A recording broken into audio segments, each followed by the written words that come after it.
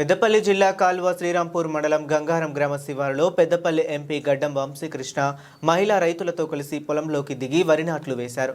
రైతుల కష్ట సుఖాలను ప్రత్యక్షంగా చూసేందుకు ఎంపీ వ్యవసాయ పనుల్లో నిమగ్నమయ్యారు. వరి నాట్ల అనంతరం అక్కడే పనిచేస్తున్న మహిళా రైతులతో కలిసి ఎంపీ మధ్యాహ్న భోజనం చేశారు. నేలపైనే కూర్చొని సాధారణ భోజనం చేస్తూ రైతు కుటుంబాల జీవన విధానాన్ని దగ్గరగా తెలుసుకున్నారు. ఈ సందర్భంగా మహిళా రైతులతో మమేకమై సాగునీటి సదుపాయాలు, పంట పెట్టుబడులు, కూలీల కొరత, ఉపాధి సమస్యలపై చర్చించారు. రైతులు చెప్పిన సమస్యలపై స్పందించిన ఎంపీ గడ్డం వంశీకృష్ణ వాటిని ప్రభుత్వ దృష్టికి తీసుకువెళ్లి పరిష్కారం కోసం కృషి చేస్తామని హామీ ఇచ్చారు. రైతుల సంక్షేమానికి కాంగ్రెస్ ప్రభుత్వం కట్టుబడి ఉందని, వ్యవసాయం అభివృద్ధి చెందేలా అవసరమైన అన్ని సహాయ సహకారాలు అందిస్తామని ఎంపీ భరోసా ఇచ్చారు.